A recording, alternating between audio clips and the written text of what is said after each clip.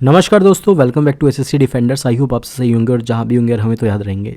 अभी न्यूज़ में क्या है कि हाई कोर्ट ने क्या किया है कि Punjab and Haryana high court ने क्या किया है कि 2022 में जो हरियाणा गवर्नमेंट ने 75% रिजर्वेशन लाया था प्राइवेट सेक्टर जॉब्स के अंदर, उसको ख़त्म कर दिया है। और ये बोला है कि गवर्नमेंट डिस्क्रिमिनेट नहीं कर सकता इंडिविजुअल्स के बीच में, ठीक है ना, कि वो उस स्टेट का पर्सन ही नहीं है, because we the people of India है प्रियम्बल के अंदर, ठीक है ना। स्टेट जो है वो स्टेट कंपलसरी नहीं है ना। हमारे अंदर हमें क्या बोला जाता है ना, कि हम क्या है कि अनडिविजिबल हैं, स्टेट हमसे अलग नहीं हो सकते, सिंपल सी बात, ठीक है ना। तो बेसिक बात, ठीक है ना।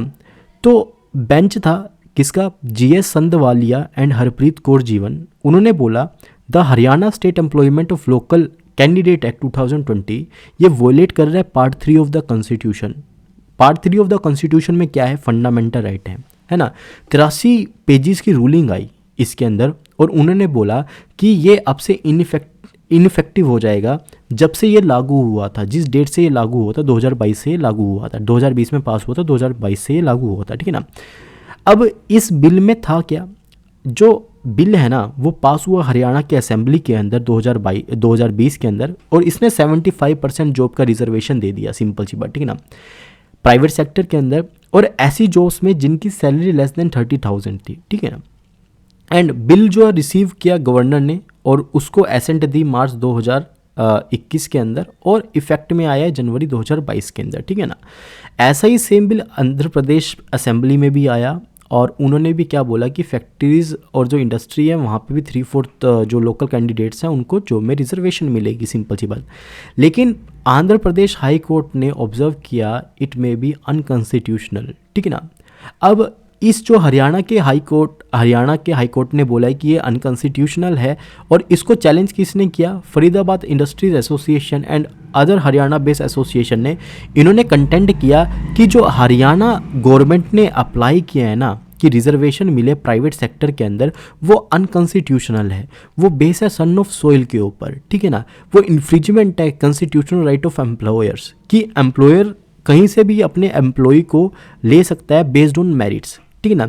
यहाँ पर मेरिट्स को दरकिनार कर दिया गया, सिंपल सी बात, ठीक है ना। इसी कारण से उन्होंने बोला कि इसको एक मतलब कि अनकॉन्स्टिट्यूशनल डिक्लेयर किया जाए, सिंपल सी बात, क्योंकि हमारे कॉन्स्टिट्यूशन के अंदर किसी भी पर्सन को कहीं पर भी वर्क करने का अधिकार है, हम वो एक फंडामेंटल राइट है, सिंपल सी बात, आर्टिकल 19 के अंदर लिखा गया है, सिंपल सी बात, ठीक है ना।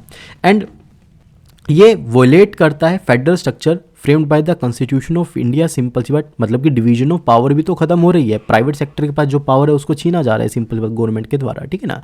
एंड जो गवर्नमेंट है वो भाई एक क्लास के लिए, पर्टिकुलर क्लास के लिए, एक पर्टिकुलर लोगों के लिए कुछ स्पेशल लेजिस्लेशन नहीं बना सकती अनटिल अनलेस वो थोड़े से नेगेटिव डाउन ट्रोडन हो, सिंपल सी बात, ठीक है ना। तो हरियाणा गवर्नमेंट ने आर्ग्यू किया कि उनको आर्टिकल 16 के अंदर ये सब करने का अधिकार है, सिंपल सी बात, क्योंकि वो पब्लिक एम्प्लॉयमेंट में तो क्रिएट नहीं कर रहे हैं, वो तो प्राइवेट सेक्टर में क्रिएट कर रहे हैं।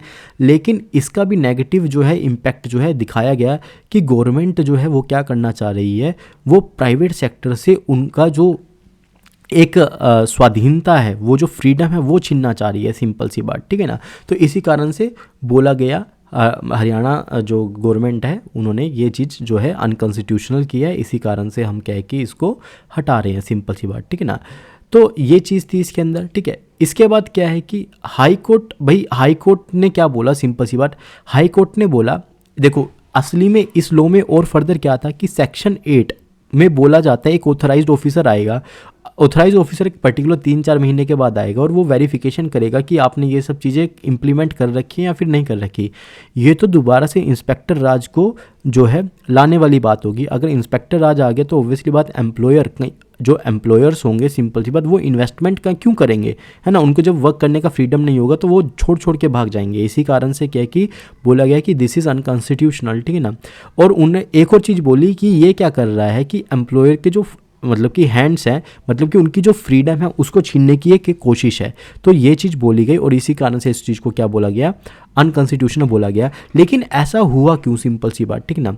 ऐसा हुआ क्यों, बिकॉज जो सीएम थे ना दुष्यंत चौटाला, मतलब कि ये इसको 75% रिजर्वेशन को लाया क्यों गया, अब ये ख़त्म हो गई है, लेकिन इसे लाया इसलिए गया बिकॉज जो मतलब कि डिप्टी सीएम थे जिनका नाम है दुष्यंत चौटाला, जो कि जननायक जनता पार्टी से थे। 2019 के असेंबली इलेक्शन में इन्होंने बोला था कि हम 75% रिजर्वेशन जो है ना वो लेके आएंगे लोकल यूथ के लिए, सिंपल सी बात, ठीक है ना।